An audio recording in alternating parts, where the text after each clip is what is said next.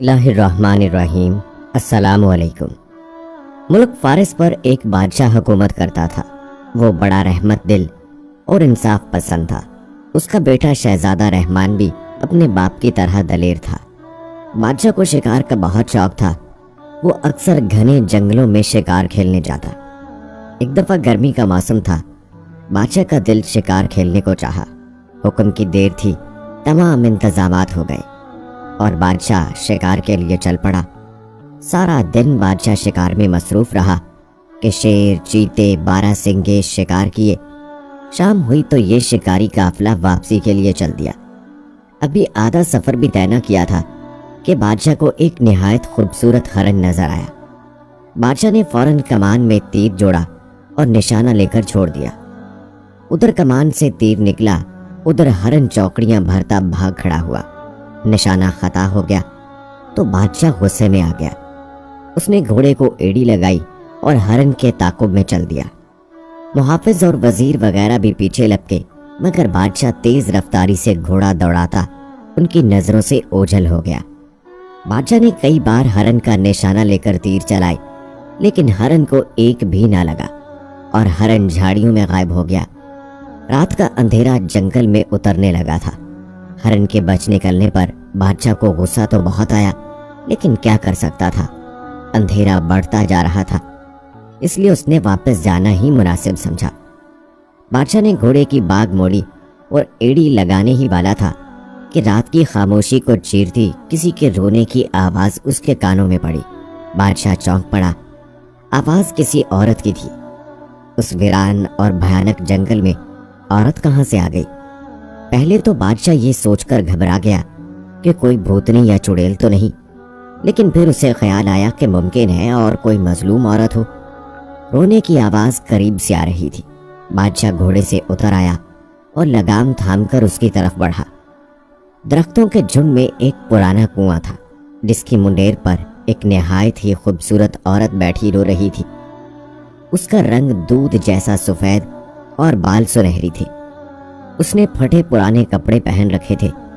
बादशाह ने नजदीक जाकर बड़े नरम लहजे में पूछा, ए खातून, तू कौन है और इस वीरान जंगल में बैठी क्यों रो रही है?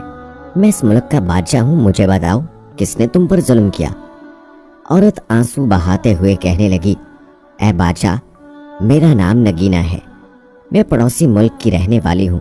मेरा बाप मर गया तो चचा ने सारी जायदाद पर कब्जा कर लिया और मुझे जंगल में खूनखार जानवरों का लुकमा बनने के लिए छोड़ गया है। ये कहकर औरत जोर जोर से रोने लगी। बादशाह को इस पर रहम आया। बादशाह ने उसे अपनी मलका बनाने का फैसला किया। उसकी पहली मलका तो कई साल हुए फौत हो चुकी थी। बादशाह ने नगीना को घोड़े पर बैठाया और वापस चल दिया। थोड़ी दूर ही गया था कि उसके वजीर और मुहाफिज मिल गए, जो उसे ढूंढते फिर रहे थे। बादशाह उनके साथ वापस महल में लौट आया। अगले दिन बादशाह ने नगीना से शादी कर ली और वो मलका नगीना बन गई। घर घर खालिस घी के चिराग जलने लगे। हर तरफ नौबतें और नकारे बजते रहे। हर आला और अदना खुशियां मना रहा था कि एक दिन तक बादशाह की शादी की खुशी में जश्न मनाया जाता रहा। शहजाद रहमान को भी बहुत खुशी हुई थी। वक्त इस तरह गुजरता चला गया, मगर नई मलका आने के कुछ ही अरसे बाद बादशाह की तबीयत खराब रहने लगी। वो दिन ब दिन कमज़ोर होता जा रहा था। शहजादा रहमान, वजीर आज़म और दूसरे दरबारी बड़े परेशान हुए। मुल्क के बड़े बड़े मशहूर हकीमों ने इलाज किया, मगर कोई फ़ायदा ना हुआ। हत्ता कि बादशाह बीमार होकर चारपाई से लग गया। उसने खाना पीना भी छोड़ दिया था। अब तो शहजादा रहमान बौखला उठा कि क्या करे। दूर दूर के ममालिक से हकीम मंगवाए गए, लेकिन बीमारी का इलाज तो एक तरफ रहा। यही नहीं पता चल सका कि मर्ज क्या है। बादशाह का रंग जर्द पड़ चुका था। आंखों के नीचे काले निशान बन गए थे। शहजादा रहमान ने फैसला किया कि मुल्क के सबसे बड़े नजूमी के पास जाना चाहिए, ताकि पता तो चल सके कि बात क्या है। ये नजूमी शहर से दूर एक पहाड़ी गार में रहता था। शहजादा रहमान उसके पास पहुंचा तो नजूमी ने हिसाब लगाकर कहा, ऐ शहजादे, बादशाह सलामत की बीमारी की वजह मलका है। क्या? शहजादा उछल पड़ा और बोला, यह किस तरह हो सकता है? नजूमी बाबा, मैं तुम्हारी बात नहीं समझा। नजूमी ने कहा, ए काबिल एहतराम शहजादे, मेरा हिसाब बताता है कि मलका असल में इंसान नहीं है बल्कि नागिन है, इंतहाई खतरनाक और जहरीली नागिन। सुनो, जब कोई सांप 500 साल का हो जाता है और इन 500 सालों में किसी इंसान की नज़र उस पर ना पड़ी हो, तो उसे ये ताकत हासिल हो जाती है कि वो जब चाहे इंसान या किसी भी जानवर का रूप धार सकता है। मलका भी एक ऐसी ही नागिन है जिसे रूप बदलने की ताकत मिल चुकी है, और अब वो बादशाह के जिस्म में अपना थोड़ा थोड़ा जहर दाखिल कर रही है। नजूमी बाबा, अगर तुम सही कह रहे हो तो एक बात समझ में नहीं आती कि आखिर नागिन को बादशाह सलामत से क्या दुश्मनी है जब वो उन्हें मार डालना चाहती है। नजूमी ने दोबारा जायचा बनाया और कहा, शहजादे, हुजूर, आज से 10 साल कबल बादशाह सलामत ने जंगल में एक नाग को हलाक कर दिया था, और वो काला नाग उस नागिन का भाई था और ये इंतकाम ले रही है। नागिन अगर चाहे तो एक ही बार डसकर बादशाह सलामत को हलाक कर डाले, मगर वो अपना जहर थोड़ा थोड़ा बादशाह के जिस्म में दाखिल कर रही है ताकि वो सिसक सिसक कर मरे। शहजादे ने यह सुना तो गुस्से से कांपने लगा। म्यान से तलवार निकाल कर लहराई और कहा, मैं उस बदबख्त नागिन को अभी जाकर टुकड़े टुकड़े कर दूंगा। नहीं शहजादे हुजूर, ऐसा करना मुनासिब ना होगा। वो बड़ी चालाक नागिन है। अगर आपका बार खाली गया तो वो आपको हरगिज ना छोड़ेगी और डस लेगी। तो फिर मुझे क्या करना चाहिए? नजूमी बाबा, शहजादे नागिन को आप सिर्फ उसी वक्त हलाक कर सकते हैं जब वो नागिन के रूप में हो। आपका तीर सीधा उसके फन में जाकर लगना चाहिए। याद रखें, अगर आपका निशाना खता हो गया तो आप नागिन के गुस्से से कभी ना बच सकेंगे। वो आपको डसकर हलाक कर देगी। लेकिन ऐ नजूमी बाबा, मैं मलका को इंसान से नागिन के रूप में आने पर किस तरह मजबूर कर सकता हूँ? उसका हल भी मेरे पास है। मैं आपको एक खास दवाई की पुड़िया देता हूँ। आज रात का खाना खाते वक्त होशियारी से वो दवा पानी में हल करके मलका को पिला दीजिएगा और बादशाह के ख्वाबगाह में मौजूद पानी की सुराही को खाली कर देना। ख्वाबगाह के दरवाजे पर ताला लगा देना। इस दवाई के असर से आधी रात के वक्त मलका को शदीद प्यास लगेगी और फिर जो होगा वो आप खुद ही देख लेंगे। मगर एक बात ध्यान से सुन ले, ये काम बड़ी होशियारी से करना होगा। मलका को जरा बराबर भी शक नहीं होना चाहिए। नजूमी बाबा, जैसा आपने कहा है मैं वैसा ही करूंगा। ये कहकर शहजादा वापस महल में आ गया। रात हुई, खाने का वक्त आया तो शहजादे ने बड़ी होशियारी से दवाई मलका के पानी के गिलास में डाल दी। मलका को पता ही ना चल सका और वो पानी पी गई। थोड़ी देर बाद ही शहजादा उठ खड़ा हुआ। मलका ने हैरानगी से कहा, क्या बात है शहजादे, आज तुमने बहुत कम खाना खाया है। तुम्हारी तबीयत तो ठीक है ना? जी हाँ, बस आज भूख कुछ कम थी। आप इत्मीनान से खाए, शहजादे ने मुस्कुराते हुए कहा और कमरे से बाहर निकल आया। वो तेजी से दौड़ता हुआ बादशाह की ख्वाबगाह पहुंचा और सुराही का पानी बहा दिया।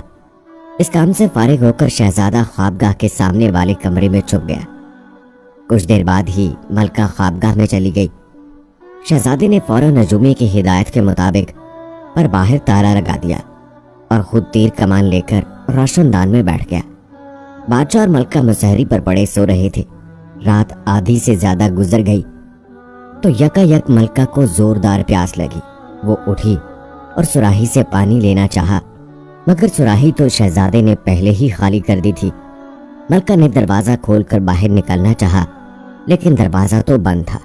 शहजादा रहमान रोशनदान में छुपा बैठा ये सब मंजर देख रहा था। दवाई के असर से मलका को ऐसी जबरदस्त प्यास लगी कि उसका मुंह खुल गया। उसे यूं लगा जैसे हालत में कांटों का जंगल उगाया हो। मलका परेशान हो गई थी कि कहां से पानी हासिल करके प्यास बुझाए। ख्वाबगाह से एक छोटी सी नाली बाहर को जाती थी। यह खाली नाली गंदे पानी के निकास के लिए बनाई गई थी। मलका ने फैसला किया कि नागिन बनकर नाली के रास्ते बाहर जाकर पानी पीना चाहिए। वो दबे कदमों बादशाह के पास आई। बादशाह तो सारे घोड़े बेचकर सो रहा था। मलका को जब ये इत्मीनान हो गया कि बादशाह बेखबर सोया पड़ा है तो उसने जमीन पर एक लोड लगाई और अगले ही लम्हे फर्श पर एक मलका की जगह एक स्याह नागिन मौजूद थी। शहजादे ने जब ये मंजर देखा तो कांप उठा। नजूमी बाबा ने सच ही कहा था। नागिन की स्याह खाल चमक रही थी वो बल खाती लहराती नाली के रास्ते बाहर निकल गई। शहजादे को वक्त ही न मिल सका कि तीर चला सके। शहजादा जल्दी से रोशनदान से उतरा, घूमकर बाग में पहुंच गया। उसे यकीन था कि नागिन मलका बाग के तालाब में पानी पीने गई है। चांदनी रात थी, चांद की जर्द रोशनी में सब्जा बड़ा भला मालूम हो रहा था। शहजादे का ख्याल बिल्कुल दुरुस्त था। मलका वाकई तालाब से पानी पी रही थी। पानी पीने के बाद उसने फन फैलाकर एक जोरदार फनकार मारी। शहजादा ऐसी जगह छुपा खड़ा था कि मलका के फन का निशाना नहीं ले सकता था। नागिन मलका कुछ देर घास पर लहराती रही, फिर एक तरफ चल पड़ी। उसका रुख ख्वाबगाह की तरफ नहीं था कि वो महल से बाहर वाले रास्ते पर जा रही थी। शहजादा रहमान उसके पीछे पीछे था। महल से निकलकर मलका उस रास्ते पर होली जो जंगल को जाता है। शहजादा रहमान बड़ी होशियारी से उसका पीछा कर रहा था। ये भी खुदा का शुक्र था कि चांदनी रात थी, वरना अंधेरे में नागिन कब आती। नागिन मलका घने जंगल में पहुंच गई। एक गार के बाहर रुककर उसने जोरदार फुनकार मारी। उसके फुनकार के जवाब में गार के अंदर एक दूसरे नाग की खौफनाक फुनकार सुनाई दी। उफ खुदाया, कैसी भयानक फुनकार थी! वो जैसे बैक वक्त कई देगें चूल्हे पर चढ़ी सनसना रही हों। फुनकार के साथ ही झाड़ियों और सरकंडों के टूटने की आवाजें आईं और फिर एक निहायत ही बड़ा अजदहा नुमा नाग गार से बाहर निकल आया। नाग के स्याह जिस्म पर सुनहरे रंग का ताज था जिससे तेज शुआएं निकल रही थी। ये जंगल का शीश नाग था जो नागन के सामने आकर फन फैलाकर खड़ा हो गया। नागन सरमस्ती के आलम में झूम रही थी। शीश नाग की आंखें शुरू की माने देख रही थी और वो दो शाखें जुबान बिजली की तरह लबलबा रहा था। दोनों नाग कुछ देर एक दूसरे को देखते रहे, फिर नागन शीश नाग से लिपट गई और वो दोनों नाचने लगे। शहजादा रहमान इस दौरान एक दरख्त पर चढ़ चुका था। वो इंतहाई हैरतनाक और खौफनाक मंजर देख रहा था। तीर कमान उसके हाथ में मौजूद था और वो मुनासिब मौके की तलाश में था। कुछ देर तक नागन और नाग नाचते रहे, फिर एक दूसरे से अलहदा हो गए। शीशनाग अपने गार में वापस चला गया और नागिन वापसी के लिए मुड़ी। यही वो लम्हा था जिसका शहजादे रहमान को इंतजार था। नागिन का फैला हुआ गलीज चपटा सर उसकी आंखों के ऐन सामने था। शहजादे ने खुदा का नाम लिया, तीर छोड़ दिया। हवा को चीरता सनसनाता हुआ तीर नागिन के फन के आर पार हो गया। नागिन का उठा हुआ सर झटके से पीछे की तरफ जा गिरा। वो बड़े दर्द भरे अंदाज में फंकारी और बल खाने लगी। बल खाते हुए नागिन ने इंसानी रूप में आने की कोशिश की, लेकिन अभी उसका ऊपर का आधा धड़ ही इंसानी शक्ल में आया था कि उसकी जान निकल गई। नागिन की फुनकारी सुनकर शेषनाग बड़ी गजबनाक अंदाज में फुनकारता गार से निकला। उसके मुंह से शोले निकल रहे थे जो आसपास की झाड़ियों को जलाकर खाक कर देते थे। शहजादा रहमान इस दौरान कमान में नया तीर लगा चुका था। उसने शेषनाग की दाएं आंख का निशाना लेकर तीर छोड़ दिया। तीर निशाने पर बैठा, नाग बुरी तरह बल खाकर तड़पा। शहजादे ने झट दूसरा तीर छोड़ा और नाग की बाएं आंख भी खत्म हो गई। शेषनाग अंधा हो चुका था, उसे अब कुछ नजर नहीं आ रहा था। वो फुनकारे मारता अपना सर बार बार दरख्तों और पत्थरों पर पटक रहा था। शहजादे ने पैदल पर तीर चलाया, नाग को हलाक कर दिया और दरख्त से नीचे उतराया। आधी इंसान और आधी नागिन मलका मरी पड़ी थी। शहजादे ने गार में जाकर देखा कि कहीं कोई और सांप तो नहीं है, मगर वहां तो इंसानी खोपड़ियों और हड्डियों का ढेर लगा हुआ था।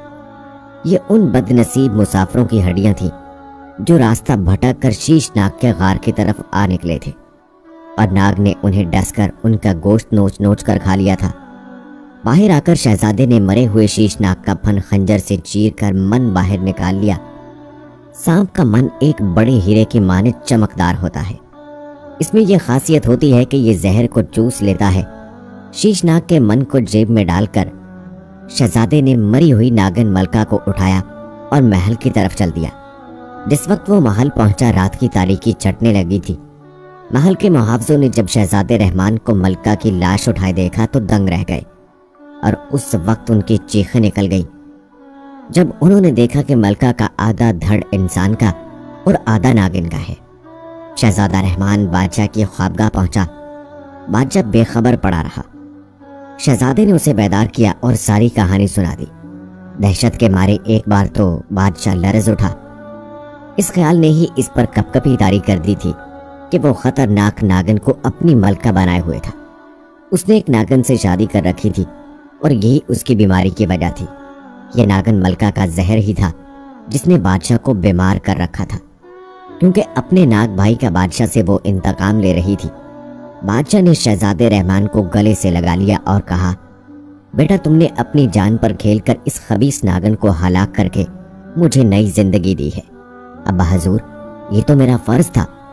अच्छी औलाद तो वो होती है जो अपने माँ बाप की खिदमत करती है और उनका हर हुक्म मानती है। ये कहकर शहजादे रहमान ने शीश नाग के मन को जेब से निकाला और बादशाह के मुंह से लगा दिया। मन ने फौरन नागिन का जहर चूस लिया और बादशाह भला चंगा हो गया। उसी वक्त नागिन मलका का जिस्म तड़ तड़ के जलने लगा और देखते ही देखते वहां राग के छोटे से ढेर के सिवा कुछ न बचा। फारिस ने तख्तो ताज अपने बेटे रहमान के स्पुर्द कर दिया और खुद याद इलाही में मसरूफ हो गया।